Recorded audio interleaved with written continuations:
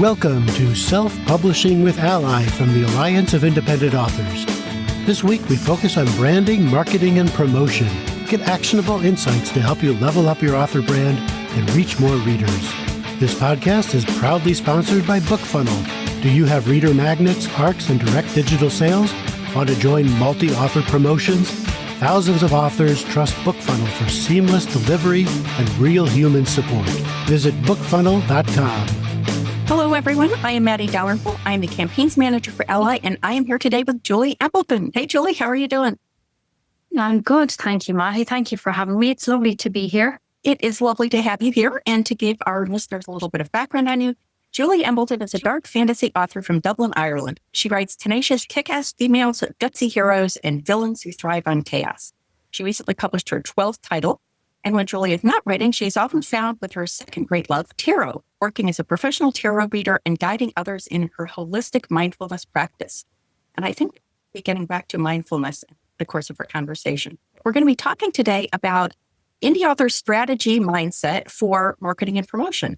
And this is going to be a little bit different because a lot of the guests that we have on the podcast are people who have studied a topic deeply. They're an expert in it. They've written books or articles or done talks at author events. But this conversation is going to be focused on a different aspect. And that is that when we were running the 2025 Indie Author Income Survey, Orna Ross invited Ally members to drop her an email if they wanted to converse more personally, not through the anonymous survey, but more personally about what they were experiencing in their author business. And Julie wrote this really great, thoughtful note about some of the challenges that she has been facing in the past year or so with marketing and promoting her books. And I think that the challenges are ones that we are all probably also experiencing. And so the idea here is we just wanted to talk with an experienced indie author who's clearly giving this some deep thought and talk through what Julie has been experiencing and what she has done to address that. And I don't expect that the outcome of this episode will be that everyone's going to go off and start doing a task list that Julie or I queue up for you. But rather, I think that the idea of thinking through your own indie author publishing business in this way, that is what I think is going to be the real value of this conversation. So we're just going to kind of chat and see where things take us. So Julie, before we get into some of the specifics of some of the challenges that you faced over the past year or so, did you see any overarching themes regarding marketing and promoting your books in your own author business? Sure. So I think for 2025, one of the biggest shifts that I noticed personally was across social media. Reach and engagement was a big one for me. I use Instagram and I was using TikTok. I began to start using Pinterest for my author business as well this year. And obviously, as everybody knows, at the beginning of this year in January, TikTok briefly shut down. And there was a lot of conversation in the author community around that. And I think, well, for myself personally, just my feelings around the platforms, around TikTok, I felt it was, I don't want to get into any kind of political discussion here, but I felt that what happened with TikTok was a bit of a political stunt and it just left a really bad taste in my mouth. And I think people came a lot more conscious of the platforms that they were engaging with in terms of our integrity, I suppose. So that for me was one of the big first shifts that I noticed in 2025 was the atmosphere around social media, how we were, for many of us, and when I say we, I'm talking about many of my author friends that I would have chatted with about this, but how we were all sort of left with a bad taste in our mouths, how we sort of began to question, are these really the platforms that we want to be engaging with? I know as well that Meta changed community guidelines. So there was a lot more negative energy moving around the likes of Instagram, comments and things like that. It got a little bit insidious. And especially in the last couple of months, I noticed on my feed, just as a general Instagram user and TikTok user, a lot of the content coming in was a lot more insidious than it would have ever been. And I really felt that all the book community that I used to connect with had sort of just vanished. It wasn't appearing on my feed at all. It's like I was being force-fed stuff I didn't want to see. So I suppose that was one of the big things around social media. The second aspect for me from this year was a big drop in sales on Amazon. And again, that kicked off around March when, the DEI hires, all that policy was rolled back in the States. And understandably, a lot of people were very angry with what was happening with major corporations, and people started speaking out. And I know that there's a body within the States who's organizing regular boycotts of major companies. And Amazon was one of those. And sort of March, April, May, I started to notice a huge drop in my Amazon sales. I know a lot of readers left Amazon. A lot of people cancelled their Kindle Unlimited. A lot of people cancelled their Amazon Prime. And there were regular sort of week-long boycotts that were being organized. And again, it wasn't just me noticing the drop in sales. I was seeing it a lot up on social media, authors coming in and saying, wow, has anybody noticed a big drop in sales?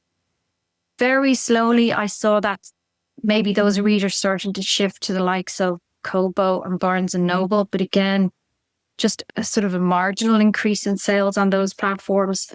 And even now towards the end of this year, this is October 27th today, my sales have started to increase again on Amazon, nothing compared to where they were this time last year. So that was the second. And then I think the third for me was just the general cost of running an author business. So one of the big costs for me was the author newsletter. I host my author website on Wix, not affiliated with them in any way. I really enjoy using Wix. I think it's it's very user friendly, but they increased the cost of sending out newsletters.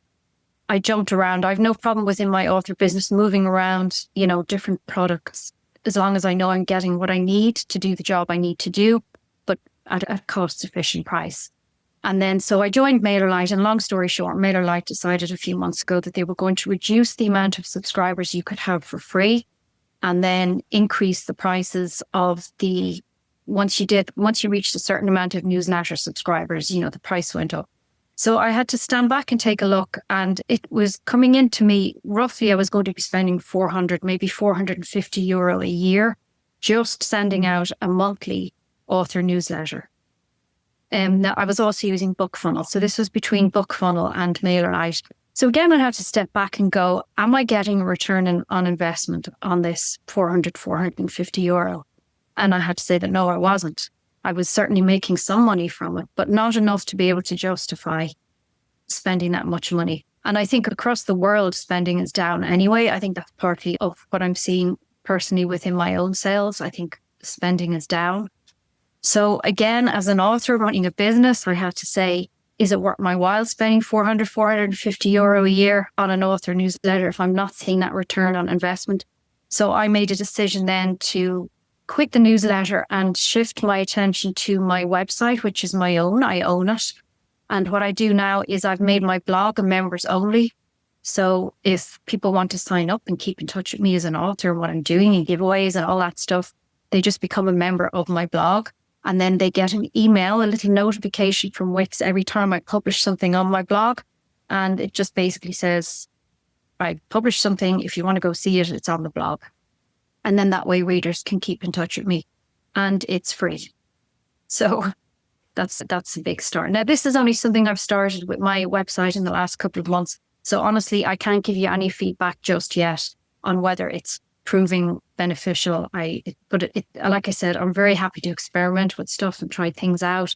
And if it's a big fat failure, fine, I'll go back to the traditional newsletter format. But for now, I'm happy to give it a try and see how it goes. Yeah, I think that all those things of not allowing your business to start going on autopilot is such a great point. And in fact, I just ran into almost exactly the same experience with my email service. And I'm not going to name names because I don't want to seem to be like recommending a platform or unrecommending a platform, but I was using a platform that I was, quite happy with. I especially loved their customer service. They had fantastic customer service. They were, I believe, a very full featured system, but I was only using a tiny fraction of those features. And in 2025, their price also went up a lot. And so what I ended up doing is going on to use ChatGPT, and I said, I need a low priced, my criteria is low price, a nice user interface, basic functionality, and it's getting good reviews among other users. And I found a platform that I liked a lot and more than halved the amount of money that I was spending on email services, because I think email services is a great example, because having an email list has for so long been sort of the only consistent piece of advice that indie authors get is that you need to own the connection that you have with your followers, your fans, not rely on a third party. And one of the ways of doing that, obviously, is an email list. And so I think sometimes, even if people want to continue with an email list, that idea of having an email list and the tool you're using gets so tied in people's minds that they don't rethink that aspect of it. And for me, at least, because I was using, such a narrow band of my previous email services functions, moving to another platform was actually quite easy and well worth the money I was spending. I was spending something comparable to what you're quoting for the service you were using. So yeah, no, I wouldn't make a recommendation for a tool, but as I said at the beginning, this is more just take a look at what you're using and make sure you're always assessing whether it's still serving your needs.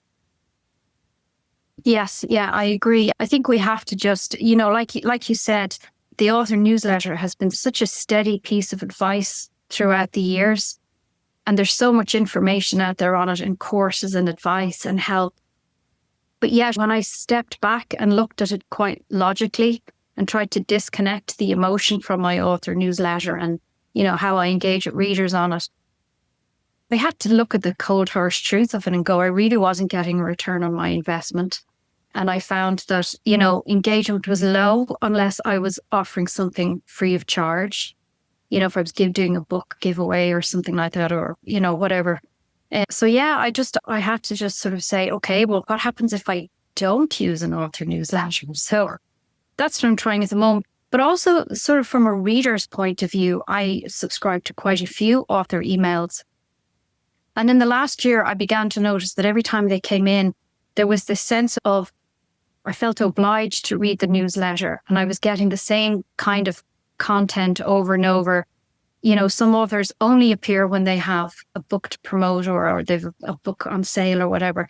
And it got a little bit too salesy for me with some. Then I found other newsletters, the content I just wasn't engaging with as much anymore. It wasn't as much interest to me.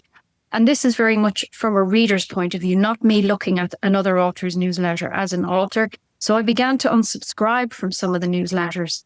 And I realized sort of overall, the whole thing was like inbox overwhelm. I was just getting so many emails all the time. It was like, another newsletter I need to read. So I thought, if I remove myself from that too as an author, does that give my readers a little bit of breathing space? And therefore, when they get the Wix notification to say something's posted, they can go, I'm genuinely interested to see what's been posted, or they go, I'm actually not interested at all. And either way, I don't care either way if, my readers are just not interested in reading a newsletter. It's, each their own. And we all have those days where we open our inbox and we just want to shut it again. Yeah. So, it's just another thing I want to experiment with, see how it goes. And in 6 months' time, I might turn around and say, no, it was the craziest thing I ever did. Or I might say, no, it was the best thing I ever did. I don't know. Well, that's another great point. That idea of if you're making these decisions, it's not forever. And that you can always go back to an email newsletter if there's any sense that you or your followers are missing that. And I like the idea, I'll need clarification on this, but I think a theme that I'm hearing is that idea of sort of being a master of your own fate in terms of owning the mechanism to get in touch with your fans. And so not relying on Facebook being there and serving your posts to followers, even people who have expressed interest in your posts, probably not seeing them unless you're paying to have that happen. And I'm imagining you have that same kind of ownership, even though that conduit is through your website and not through an email newsletter. Is that correct? Mm. Yeah, it's that marketing expression about pitching your tent on someone else's real estate. Yeah. And that's what's happening. As we use the likes of Instagram and TikTok, the shock in January earlier this year when TikTok shut down, the sense of severance was really quite disturbing. And it really made me appreciate the fact that I have my own author website. And, yes, I've pulled away from the mailer platform I was using, but I still have all those email addresses. And now when people sign up to become a member of my Reader's Lounge, I still sort of own, to all intents and purposes, that email address.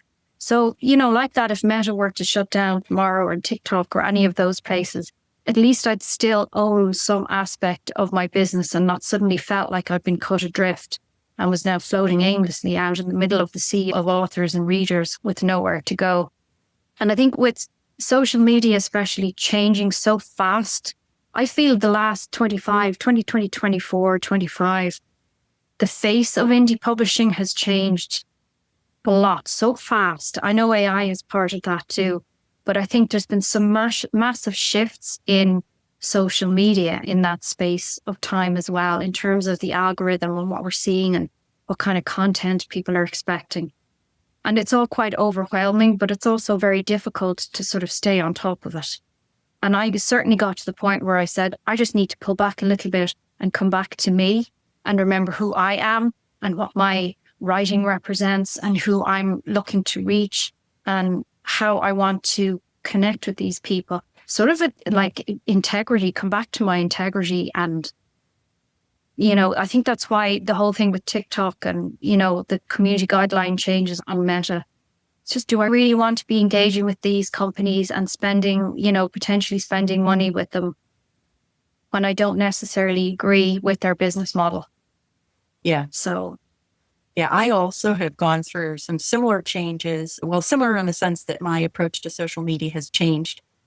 But for most of 2025 and sometime before that, I was, like, Facebook is really the only social media platform I go on as a user.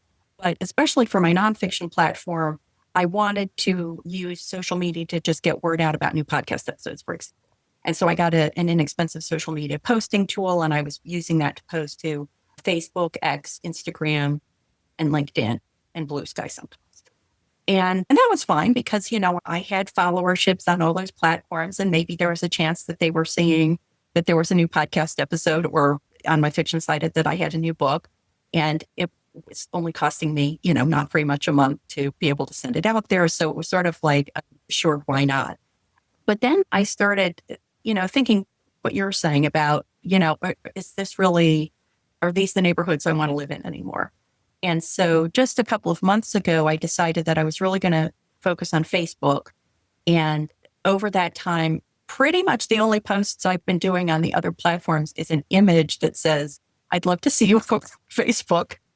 So that if people really are following me and wondering what happened, they have a way of getting in touch with me. And I found a real benefit to that of focusing on the one platform that I enjoy being on as a user, because it became less a chore for me to do those posts and more just a natural part of the way I wanted to interact with people. It also made it easier for me to think about the person, like that I ended up having an avatar for each of my platforms. I have a Facebook platform for my fiction. I have a Facebook platform for my nonfiction. And then I have my personal page. And I would think, like, should I post this or not? And I had this picture in my mind of, I'm posting this for a group of people I get together with periodically, and we have dinner, and they say, hey, what have you been up to? And like, that's sort of the avatar I'm using for posts on my personal page or my personal profile. And then the other benefit I really saw with focusing specifically on one platform is the ability to curate. So, at some point I started getting these, like, you look so friendly, can we have a direct message chat messages?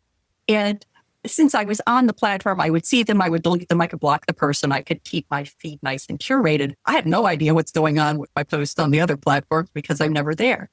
And so I think it just gives you more ability to shape the platform to the extent it's possible for an individual to shape it, to create the community, the little sub-community that you want to create if you're there and you're paying attention. Yeah, I agree. I was very active on Instagram up till maybe about 9 months ago. And in the last couple of months, I joined Tome, which is a new platform specifically. It's like the new home for fantasy readers.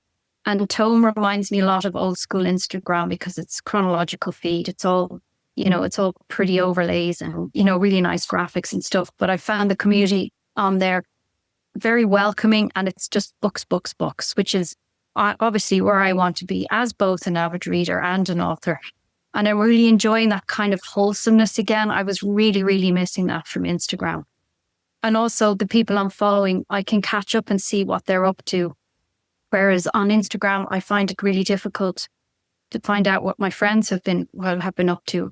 I might be going through my feed and realize that 3 weeks ago, something pretty big happened to them and I totally missed it. And it's very frustrating. The other platform that I'm really engaging with now is Pinterest. Now, I've been using Pinterest for years on my other business, my tarot side of things, and I find it phenomenal. It's brought in a huge amount of traffic to my website. So in the last few months, I've really started leaning into Pinterest now and shifting a lot of my focus and energy there for my books. And, with Pinterest, the content is evergreen. So it goes up and it stays up. It can be found at any time, unlike the likes of Instagram or Facebook, where it pretty much vanishes after maybe even a couple of minutes. But also there's not that demand for engagement that you get on Instagram or Facebook.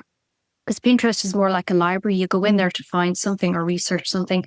Whereas Instagram and TikTok or Facebook, it's like going into a bar and there's millions of people in there and there's a band in one corner and there's somebody having an argument in the other.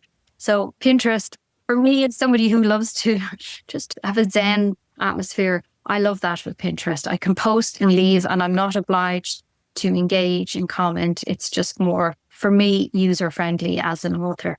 So for next year, I'm really going to keep my focus now on Pinterest and Tone. I'm really enjoying both of them. But again, it's that thing where I sort of step back and go, how do I want to feel when I'm engaging with these platforms? Because as you know yourself, sometimes you sit down and you go, okay, this week, say, for example, what marketing am I focusing on this week? And there's that sense of dread that sits in the ball of your stomach at the thoughts of having to get up on Instagram or Facebook or TikTok or whatever platform and, market yourself and push yourself. And it got to the stage where I find I was doing everything else on my to-do list first with those jobs. And then I was like, okay, this is not what it's supposed to feel like. It's not supposed to be this dread, this challenge, this ought. So yeah, I'm happy to stick with Pinterest and Tone now for the next year and see how that goes. Yeah, I think that idea of, I love the idea of seeing what task always falls to the bottom of your list and maybe never gets done. And you think I'll just do it the next day. That's a valuable piece of information. And I do think that interacting on the platforms where you feel comfortable is important because that comes through. Like, harking back a little bit to newsletters, I never have trouble writing my nonfiction platform weekly email newsletter. I almost always struggle. I would always say, I'll do this every 2 weeks. I'll do it every month. I'll do it every quarter. And what I found is, honestly, I just need to do it when I feel like I have something to say. And maybe that means people get two in a week and then they don't get one for 2 months. And I recognize that is completely against every best practice that people give for newsletters. But I think that the strength of that is that you don't get that situation that you are falling into where you're getting these weekly emails or whatever from people, whose books you enjoy. And now you're starting to feel like, it's almost like you're sensing that it was a chore on their side as well. And I do think that there's this growing recognition that rather than trying to follow the rules that maybe worked fabulously for another author, that taking into account your own preferences and your own strengths and what you like to see as a reader or as a fan can be just as important. Yeah, I agree. And I think when we're doing something that truly comes from the heart and that we're genuinely excited about, that really shines through in what you're producing, whether it's a graphic or a newsletter. But when it's a chore and you're really struggling with it and it's not in alignment with sort of who you are or what your business or your writing represents, that shows through just as much. You can feel it when you read an author newsletter and they've struggled to put it together, or, it's just lacking that. It could be the language in it that, you'll pick that up. So yeah, I really got to this stage where I was feeling, I wonder are my readers picking up on this too, that I'm not enjoying this as much, posting on whatever site it was or, whatever newsletter content I was putting out. So again, just one of those moments I had to step back and go, is this the right way for me to be moving forward at this stage? Yeah. And again, harking back to something you had said before, I think that idea of narrowing down on what you're focusing on also has those financial benefits. Like I wasn't paying a lot, but I was paying a monthly fee for this social media posting tool. Well, if I decide before that comes up for renewal that I'm only going to be focusing on Facebook, then that's a subscription I'm going to let go. And that always feels good when you have one less subscription bill coming in. But even, all those little things we might be subscribed to and you just go, oh, but it's only, maybe €20 here or €10 there. But when they all add up together and you sit back and you're quite coldly logical about it and go, am I getting a return on investment on this? Yeah. We have to sort of say, everybody in the industry might be shouting, do this, do that, get this subscription, subscribe to that. But when you stand back, we're all such individuals and our work is all so unique. It's not a one size fits all. And, unfortunately, there's no magical formula. I wish there was. But yeah, I think we have to be really conscious every now and again of what we are spending our money on, because just like, readers are pulling away from Amazon for financial reasons or whatever platforms, as authors, I think we have to be really conscious of what we're spending on within our business. And if we're getting a return on it, and then make changes where we're not. Yeah, and applying that exact rule to both the actual money outlay and your time, because I'm always on the soapbox of encouraging authors to say, I did my book cover myself and it was free. And I was like, really not? Because if you spent more than 5 minutes on it, and hopefully you did, then all those hours that you spent on your book cover, whatever it might be, you have to count that toward an investment as well. So one of the things you had talked about was moving more to a focus on direct sales. Can you talk about that a little bit? Sure. So I'm now selling the ebook versions of my books through my author website. Again, just to have that control. I'll make more on each ebook or paperback sale compared to, going through the likes of Amazon or, whatever other platforms. And again, it's that control thing. I feel that, this is my work. I need to be able to control how it's sold and how the file looks and all of that kind of thing. So I have it now. As I said, most of my books are available in ebook format off my website. There's always a bit of techie work in the background when you're doing anything like this, but it's an interesting learning curve. And again, it's that whole pitching real estate. You're tenting someone else's real estate. It's trying to bring back as much as I can to my author website. So obviously, if you're exclusive with Amazon, you can't sell your own books directly on your own author website. It's only through Amazon. But I went direct there over, I think maybe 2 years ago now. Yeah, you could be exclusive with ebooks on Amazon, for example, but sell print books from your website. Yes. Yeah. Again, it's to find the print-on-demand service that can cater for your needs, as well as bearing in mind the financial cost of it. And what are you doing, if anything, with the customer data that you're getting or the fan and follower data that you're getting through your direct sales? Are you feeding that into your other communication mechanisms or outreach mechanisms at all?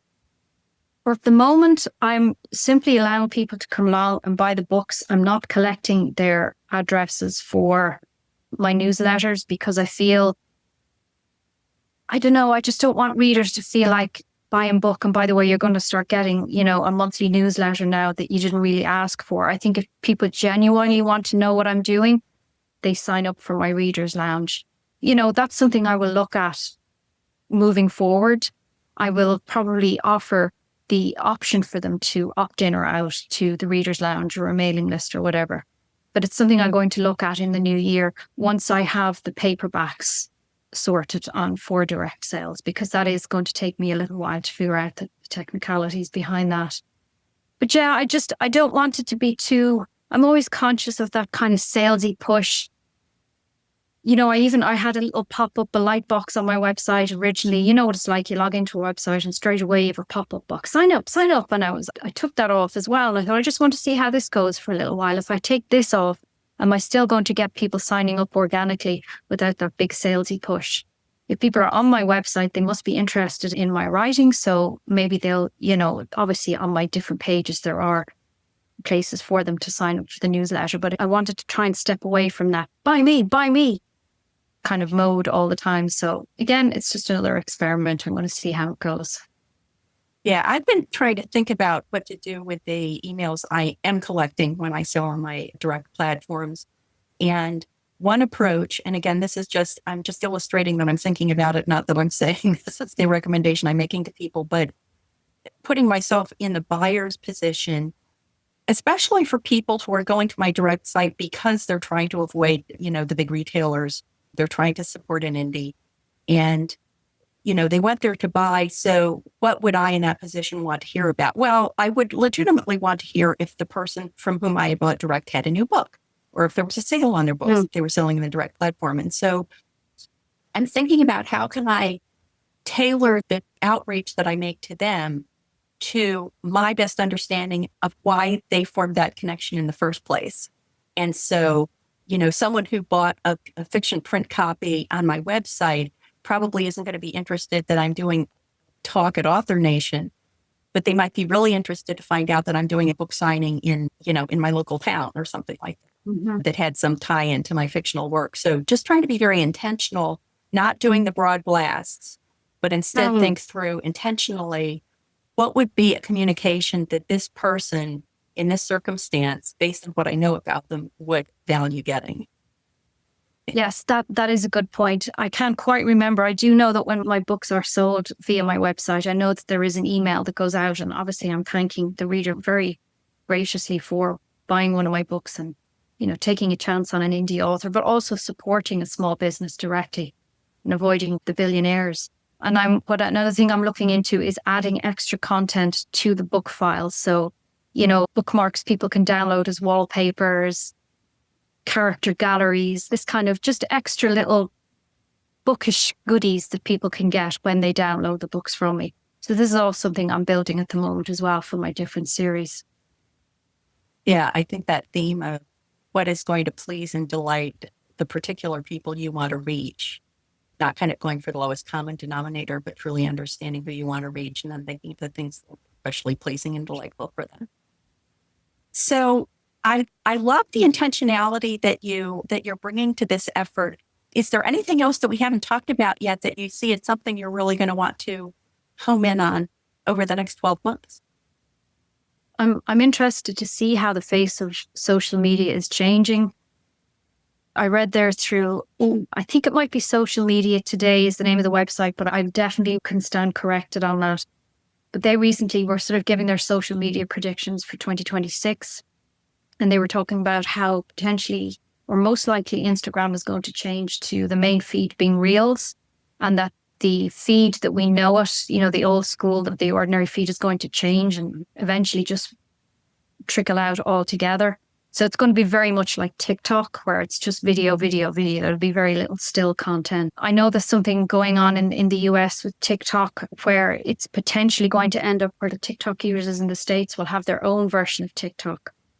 In which case, it's likely that anybody outside of America using TikTok will not see. They're going to be two different entities.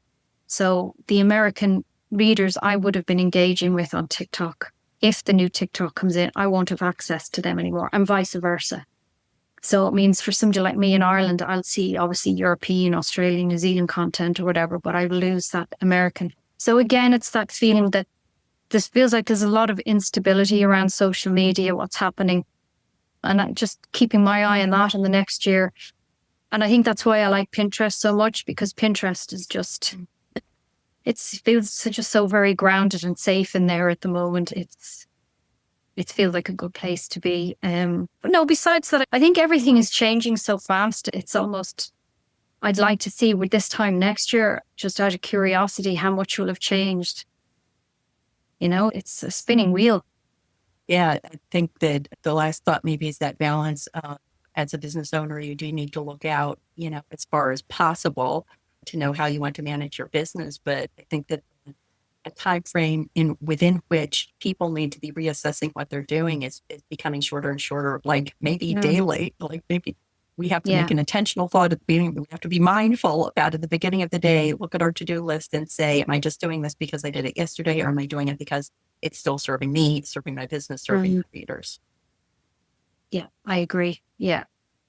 So cool. Well, Julie, thank you so much for agreeing to have, this nice wide-reaching conversation with me. I know that our listeners are going to get some inspiration from the mindful approach you have taken to your own author business. So please let everyone know that they can go to find out more about you and everything you do online.